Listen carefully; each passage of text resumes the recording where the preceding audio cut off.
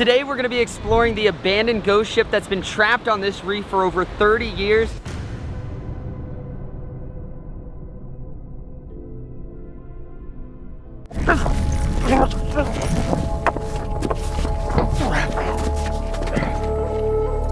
Across our planet's vast oceans and along the shores of forgotten harbors, abandoned ships stand as silent witnesses to tales of adventure, tragedy, and mystery.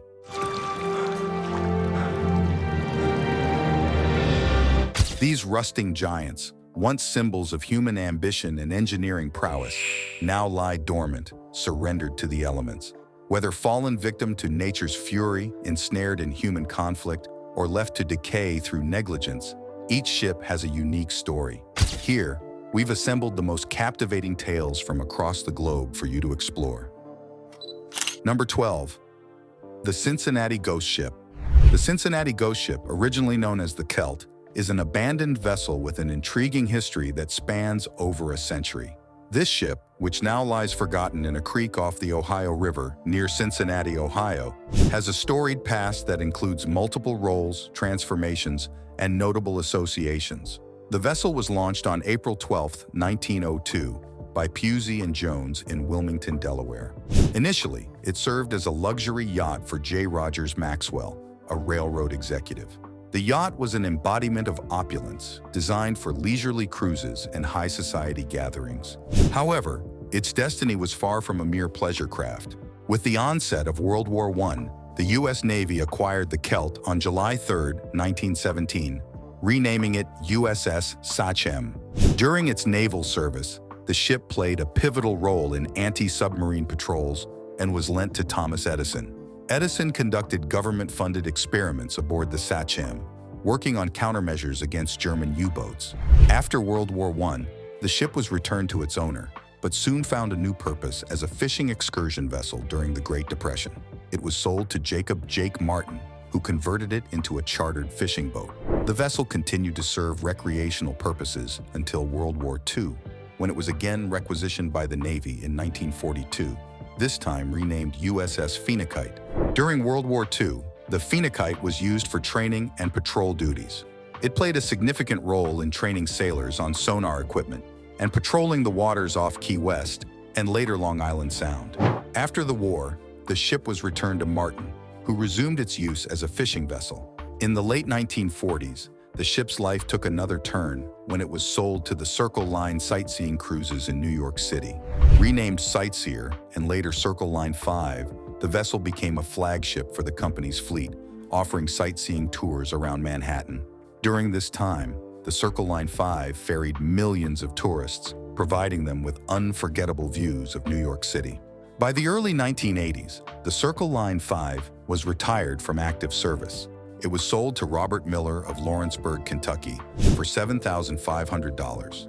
Miller intended to use the ship for recreational purposes, but it ended up abandoned in a small tributary of the Ohio River, where it remains today. The vessel, now known as the Cincinnati Ghost Ship, sits partially submerged and overgrown with vegetation, a haunting relic of its vibrant past. The ship's current state is a far cry from its days of luxury and naval service. Rusting and deteriorating, it has become a subject of fascination for urban explorers and history enthusiasts. Number 11. Mary D. Hume. Constructed in 1881 by R. D. Hume for his burgeoning cannery business, the Mary D. Hume was a vessel built from local white cedar, destined to play a diverse role in maritime history. Initially tasked with transporting freight and supplies between Gold Beach and San Francisco, the ship quickly became a backbone for regional trade, supporting the local economy by moving canned salmon and timber during her first 10 years.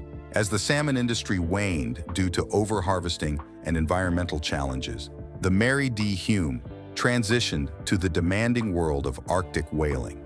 Purchased by the Pacific Whaling Company in 1889, she embarked on extended voyages into the icy waters of the Bering Sea, marking a decade-long stint that saw her recording the largest catch of baleen whale. The isolation and extreme conditions during these voyages were grueling, often leading to severe hardships for her crew, including scurvy and the mental toll of the cold and loneliness. Post-whaling, the Mary D. Hume found new life as a tugboat and later as a halibut fishing vessel, her engine converted from steam to diesel as she adapted to the times. Her service spanned nearly a century, demonstrating remarkable longevity in an industry known for its harsh conditions and constant evolution. Unfortunately, attempts to preserve her as a museum ship failed after her retirement in 1978. She sank during an unfortunate accident in 1985, and with insufficient funds to salvage her, she was left to the mercy of the elements. Today, the remains of the Mary D Hume are still visible, lying just 100 feet from her original construction site on the Rogue River. Now listed on the National Register of Historic Places, she serves as a poignant reminder of the past, her deteriorating frame offering a habitat for local wildlife and a historic site for visitors and locals alike. Number 10. SS Maheno. Built in 1905 by William Denny and Brothers in Dumbarton, Scotland, the SS Maheno emerged as a luxury passenger liner, not merely a vessel, but a marvel of early 20th century engineering. The Maheno featured a triple-screw propulsion system that made her one of the fastest ships cruising the waters between New Zealand and Australia. Her sleek design and opulent interiors catered to over 300 passengers, who reveled in unparalleled luxury. The dining saloons glowed under the light of chandeliers, fine china set on tables. She held the record for the fastest crossing of the Tasman Sea, making the journey from Sydney to Auckland in just over 2 days. The outbreak of World War I saw the Maheno repurposed as a hospital ship. Her decks, once scenes of leisure and laughter, were transformed into wards where the moans of wounded soldiers echoed. She was painted white with green stripes and red crosses, sailing under the command of the New Zealand Naval Forces. The Maheno ferried thousands of wounded from the shores of Gallipoli to the safety of hospitals in Egypt and Malta, her medical team working tirelessly through the chaos of war. After the war, she returned to her civilian roots, but the advent of newer, more efficient ships with diesel engines marked the decline of her era. In 1935, deemed too outdated for modern needs, she was sold to a Japanese shipbreaking company. Her final journey was as dramatic as her life. While being towed from Melbourne to Osaka, a fierce cyclone snapped her tow line. Helplessly adrift, the Maheno and her 8-man crew were eventually cast ashore on Fraser Island, Australia. The attempts to refloat her failed, and there, on what is now known as 75 Mile Beach, the Maheno succumbed to the elements. Over decades, she has been battered by storms and corroded by salt, her once grand body now a skeleton of rust. Despite this, her story remains a magnet for tourists and history buffs alike, who visit Fraser Island to see her remains. Number 9. The Puda Shipwreck. The Puda Shipwreck is an iconic landmark on the shores of Haida Gwaii in British Columbia, Canada. This wooden-hulled steam freighter was built in 1918 in Raymond, Washington, as part of the United States Shipping Board's emergency fleet during World War I. Measuring 264 feet in length, the Puda was designed to meet the urgent need for cargo ships during the war. However, shortly after the war ended, the ship was deemed surplus and sold for civilian use. In the late 1920s, the Puda was converted into a log barge capable of carrying large quantities of timber. On December 11, 1928, the Puda was being towed by the tugboat Imbricaria through the treacherous Hecate Strait when a severe storm struck. Gale-force winds and rough seas caused the Puda to break free from its tow line and run aground near the mouth of the Tlel River on East Beach in Naikun Provincial Park. Despite efforts to salvage the vessel, the Puda was abandoned and left to the elements. Over the decades, the ship has gradually deteriorated, but its bow still protrudes from the sand, creating a striking and photogenic scene. The site has become a popular destination for hikers who can access the wreck via the Puda Shipwreck Trail. The trail to the Puda Shipwreck begins at the Tlel River Day Use Area and covers approximately 10 kilometers round trip. The first part of the trail winds through a beautiful old-growth forest of Sitka spruce and cedar trees, with lush green moss and ferns lining the path. After crossing Geeky Creek via a wooden bridge, hikers emerge onto the banks of the Tlel River. From here, the trail follows the river to the beach, where the wreck of the Puda becomes visible. Number 8. Mamie S. Barrett. The Mamie S. Barrett, a historic stern-wheel towboat, was constructed in 1921 at the Howard Shipyard in Jeffersonville, Indiana. Measuring 146 feet in length and 30 feet in width, it was initially built for Oscar F. Barrett of Cincinnati. This steel-hulled vessel, featuring a scow bow and powered by compound, non-condensing engines, was primarily used for river towing. In October 1923, the Famille S. Barrett was sold to the U.S. Army Corps of Engineers and stationed in Florence, Alabama. It played a crucial role in inspecting and maintaining the Mississippi River, and even served as the headquarters for President Franklin D. Roosevelt during his inspection tour of the river in 1935.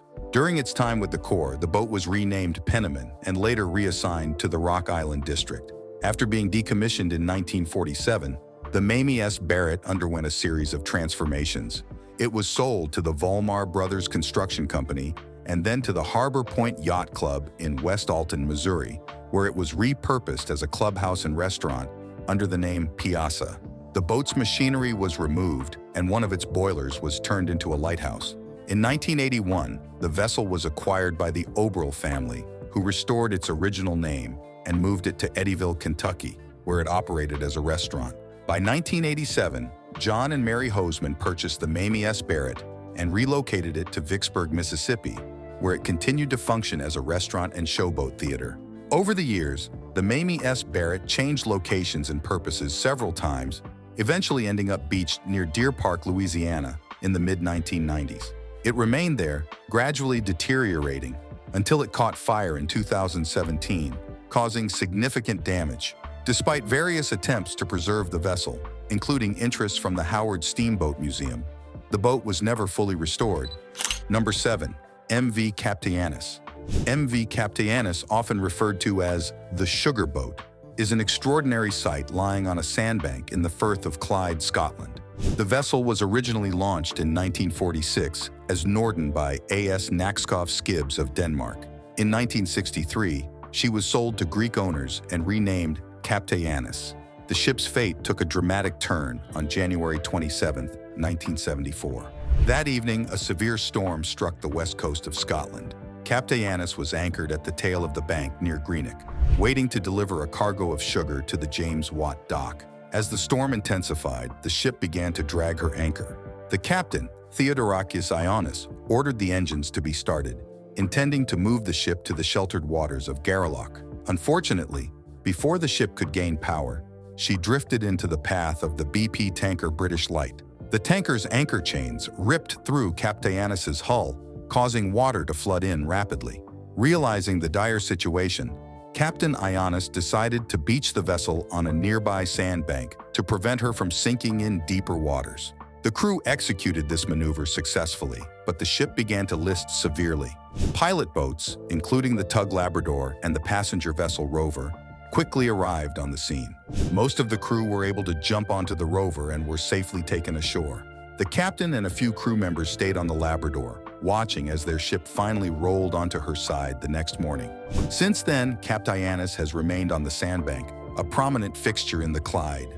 The wreck has been extensively looted, leaving behind mostly the steel hull and superstructure, although some wooden decking remains remarkably intact. Over time, the wreck has become a habitat for marine life and birds, turning it into an unintended sanctuary. The ship's position, partially submerged, with about 8 meters of the hull below sea level and the starboard side rising about 4 meters above, makes it appear like a small island from certain angles. Despite initial thoughts of removing the wreck or blowing it up, these plans were abandoned due to concerns about potential environmental damage, particularly to the nearby bird sanctuary at Ardmore Point.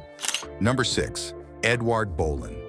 This 2,272-ton German cargo ship was built in 1891 and met its untimely demise on September 5, 1909. The ship was on a voyage from Swakopmund to Table Bay when it encountered a thick fog that led to its grounding in Conception Bay. The Skeleton Coast, where Edward Bolan now lies, is notorious for its desolate and harsh environment. The coast's name is a grim nod to the many shipwrecks and the skeletal remains of ships that litter this stretch of the Namib Desert. The coast is characterized by its treacherous waters, frequent fog, and powerful currents, which have claimed many vessels over the years. The Edward Bolan, however, is perhaps the most iconic of these wrecks. At the time of its sinking, the Edward Bolan was carrying cargo intended for trade, but the thick fog proved too challenging for navigation. As the ship ran aground, it was gradually overtaken by the encroaching desert sands, creating the surreal sight of a shipwreck stranded far from the sea. Today, the Edward Bolan lies approximately 400 meters inland, appearing as if it is slowly being consumed by the desert. The ship's current location, partially buried in the sand, makes it seem like a ghost ship in the middle of the desert. This striking image has made the Edward Bolan a popular subject for photographers and adventurers. Visitors to the Skeleton Coast can explore the Edward Bolan, which often include 4x4 excursions across the desert. These tours provide a close-up view of the wreck and offer insights into its history and the broader maritime history of the region. Despite its isolation, the Edward Bolan has not been entirely forgotten. It has featured in various media, including documentaries and television series, highlighting its enduring fascination. It was showcased in the 1987 film Steel Dawn and the 2016 Amazon video series The Grand Tour, among others. Before we move on, here's today's subscriber's pick. Take a look at this striking image of the Soviet cruiser Murmansk, a vessel whose storied career didn't end at decommissioning. Known as the cruiser that never gave up, the Murmansk began its journey in 1955, serving the Northern Fleet with distinction. Fast forward to 1944, it was sold for scrap and destined for India. Yet, fate had other plans. During its tow, the ship broke free and grounded near Sørvær, a village in northern Norway. This photo captures the Murmansk mid-dismantlement, a process that started in 2009 in an effort to minimize environmental impact. The dismantling was no small feat, involving the construction of a breakwater and a dry dock around the cruiser. Completed in 2012, the project was a significant engineering effort. What are your thoughts on this maritime giant's final chapter? Let us know in the comments section below. Number 5. Kiptopeke concrete ships. The Kiptopeke concrete ships, located off the coast of Kiptopeke Beach in Virginia, form a fascinating maritime relic known as the Kiptopeke Breakwater. These ships, 9 in total, were part of a fleet built during World War II. Due to a critical shortage of steel, the U.S. Maritime Commission turned to concrete, an abundant and inexpensive material, to construct these vessels. They became known as the McCloskey ships, after the Philadelphia-based construction company, Matthew H. McCloskey and Company, that built them. These ships were originally intended for use in the Atlantic and Pacific theaters of the war, serving as cargo transports and training vessels. However, after the war, their purpose shifted significantly. In December 1948, 9 of these ships were strategically sunk to create a breakwater for the ferry terminal at Kiptopeke Beach. This breakwater was crucial in protecting the terminal from the harsh weather and strong tides of the Chesapeake Bay. The names of the ships forming the Kiptopeke Breakwater are as follows: SS Arthur Newell Talbot, SS Edwin Thatcher, SS Robert Whitman Leslie, SS Willis Slater, SS Leonard Chase, Wason, SS Richard Kidder, Meade, SS John Grant, SS William Foster Cowham, and SS Willard Pollard. Each ship is named after pioneers and innovators in the concrete industry. Today, these partially submerged ships are not only a historical landmark, but also a thriving habitat for marine life and birds. The concrete material of the ships provides an ideal surface for barnacles, algae, and other marine organisms to attach, creating a rich ecosystem. The Kiptopeke Breakwater is a popular spot for recreational activities. Kayakers and anglers often visit the area to paddle around and fish near the ships. In addition to recreational use, the Kiptopeke State Park, where these ships are located, offers a range of amenities and activities. The park features cabins, lodges, campsites, hiking and biking trails, a boat ramp, a lighted fishing pier, picnic areas, and a swimming beach. Educational programs focusing on the area's natural history, birding, and bay ecology are also available, making it a great destination for families and nature enthusiasts. Number 4. Francisco Morazan. Built in 1922 as the Arcadia in Hamburg, Germany, this 234-foot vessel changed hands and names multiple times throughout its service. It was known as Elbing, Empire Congress, Bruns, Skuld, Ringas, Los Mayos, and finally Francisco Morazan in 1958. This ship's life reflects the tumultuous nature of maritime history, especially during and after World War II. On November 27, 1960, the Francisco Morazan departed Chicago with a cargo of 1,118 tons destined for Rotterdam and Hamburg. This cargo included canned chicken, empty shampoo bottles, toys, and other goods. The ship's captain, Eduardo Trevises, was on his first command. The journey quickly became challenging due to thick fog and a malfunctioning feeder pump for the boiler, which forced the crew to drift for 8 hours while repairs were made. This delay was critical as the ship was racing to leave the Great Lakes before the St. Lawrence Seaway closed on December 3rd. As the ship passed Point Betsy on the night of November 28th, a blinding snowstorm struck, severely reducing visibility and pushing the Francisco Morazan off course. At approximately 7:15 p.m., the ship ran aground just 300 yards from the shore of South Manitou Island. The impact was significant, but fortunately, there were no injuries among the crew, which included the captain's pregnant wife, Anastasia. The U.S. Coast Guard responded to the Morazan's distress call with 3 vessels and a civilian tug. Despite their efforts, bad weather and rough seas prevented a successful salvage. By December 4th, it was clear that the ship could not be saved, and the crew was evacuated. Attempts to salvage the cargo were also abandoned due to the harsh conditions. Following the abandonment, the wreck of the Francisco Morazan became a popular site for island residents and visitors. Items from the cargo, such as canned chicken and toys, were scavenged by locals. Over time, the shipwreck has become part of the Manitou Passage Underwater Preserve, protecting the site and allowing it to be a point of interest for hikers, divers, and history enthusiasts. Number 3. Peter Iredale. The wreck of the Peter Iredale, a 4-masted steel bark, has captivated visitors to Fort Stevens State Park in Oregon for over a century. Built in 1890 in Maryport, England, the Peter Iredale was a cargo ship measuring 287 feet in length. On October 25, 1906, dense fog and strong southeast winds drove the ship aground on Clatsop Spit as it was en route to the Columbia River from Salina Cruz, Mexico, to pick up a cargo of wheat bound for the United Kingdom. Despite the ship's unfortunate grounding, all 27 crew members, including 2 stowaways, were rescued safely. Captain H. Lawrence attempted to steer the ship away from danger, but was thwarted by the harsh weather conditions. The ship struck the sand with such force that 3 of its masts snapped upon impact. After the rescue, Captain Lawrence reportedly saluted his ship, saying, "May God bless you, and may your bones bleach in these sands." Initially, there were plans to tow the ship back to sea.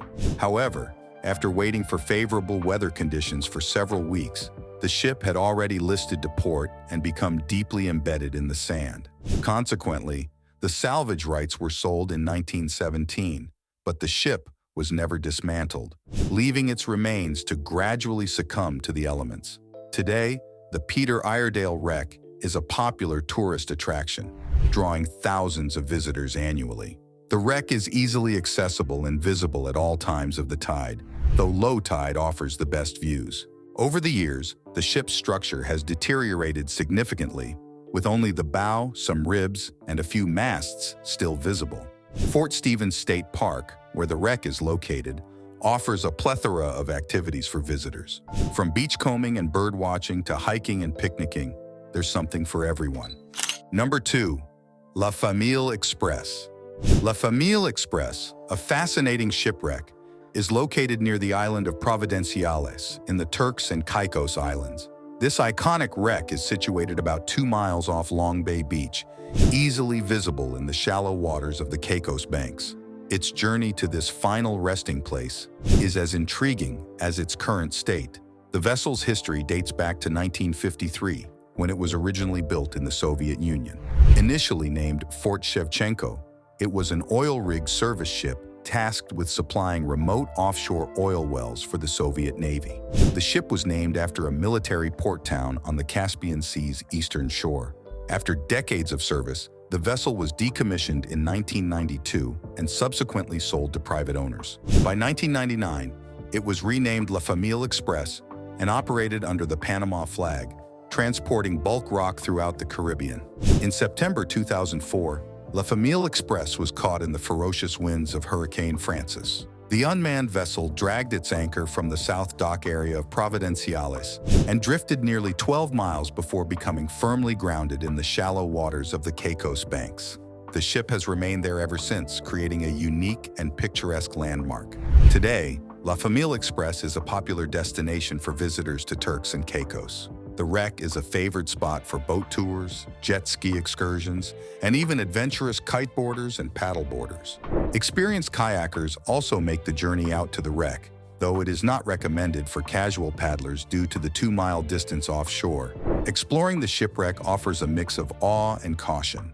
While the decaying structure of La Famille Express is captivating, it is important to be mindful of the dangers. The rusting metal and sharp edges pose significant hazards, and visitors are advised against climbing onto the vessel. For those planning to visit, the best way to reach La Famille Express is by booking a boat tour or a jet ski excursion from Long Bay Beach. Number 1. MV Panagiotis. The MV Panagiotis, beached on the stunning shipwreck beach on the Greek island of Zakynthos, is a captivating sight. The 157-foot-long cargo ship began its journey in 1937 as the St. Bedan in Scotland. Its final journey in 1980 under dubious circumstances has fueled tales and mysteries that continue to intrigue visitors. Legend has it that during a fierce storm, the Panagiotis, laden with contraband cigarettes bound for Italy, was pursued by the Greek Navy. The tumultuous weather and relentless chase allegedly led to the ship's grounding on the white sands of this secluded beach. Fast forward over 44 years, and the shipwreck remains a haunting sight. The rusted orange remains of the MV Panagiotis contrast sharply with the pristine white sand of the beach, and are framed beautifully by towering 200-foot limestone cliffs. This site, also known as Smuggler's Beach, is not just a relic, but a snapshot of maritime lore, wrapped in tales of smuggling and possibly even human trafficking, although these darker aspects remain unverified. Zakynthos is not just a backdrop for this dramatic piece of history, it's a vibrant destination in its own right. Known for its affordability and breathtaking landscapes, the island draws numerous tourists, especially from April through October. Access to this isolated beach is only by boat, with many local tour operators offering trips to this iconic location. Above the beach, a photo platform perched 200 meters up the cliff offers a panoramic view of the entire cove. However, visitors are cautioned to be careful. The steep cliffs have been sites of accidents in the past, with at least 2 tourists having tragically fallen while attempting to capture the perfect selfie. Thanks for watching. See you in the next video.